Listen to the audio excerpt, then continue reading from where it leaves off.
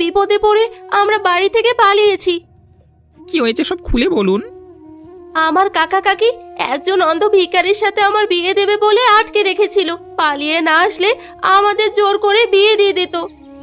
এটা তো অন্যায়। তাছাড়া আপনাকে একজন অন্ধের সাথে বিয়ে দেবে এটা তো কখনো মেনে নেওয়া যায় না। আপনি রাজি থাকলে আমি আপনাকে বিয়ে করব। আশা করি পাত্র হিসেবে আমি খুব একটা খারাপ না। আপনি এসব কি বলছেন? আমার মতো মেয়েকে আপনি বিয়ে করবেন? আপনি একজন ভালো মানুষ, আপনাকে বিয়ে করলে আমি সুখে থাকবো। আপনার কথা শুনে আমি শান্তি পেলাম। আমার বোনটা সুখে থাকবে, এটা যে আমার জন্য কতটা আনন্দের আপনাকে বোঝাতে পারবো না। এ কি হলো গো? আমার পাটা মনে হয় আর ঠিক হবে না, দু পাই ভেঙে গেছে। দেখে শুনে চলাফেরা করলে তো এত অসুবিধা হতো না।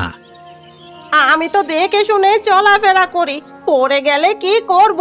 ইচ্ছে করে তো আর পড়িনি। কি রে, তোরা আবার ফিরে এসেছিস? তোদের জন্য আমরা কথা শুনতে শুনতে মরে যাচ্ছি। আমরা কি তোমাদের বাড়িতে থাকার জন্য এসেছি নাকি? খারাপ হলেও তোমরা আমার কাকা কাকি, তাই তোমাদের কাছে আশীর্বাদ নিতে এসেছি। হঠাৎ আশীর্বাদ নিতে এসেছিস কেন? তোদের কোনো খারাপ মতলব আছে নাকি?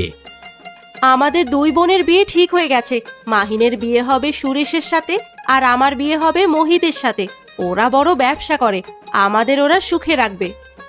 তাই নাকি? তোরা সত্যি বলছিস নাকি বানিয়ে বানিয়ে বলছিস? আমরা মিথ্যে কথা বলি না। কাকি এমন পড়ে রয়েছে কেন? ও কাকি, তোমার কি হয়েছে? পা ভেঙে পড়ে আছি,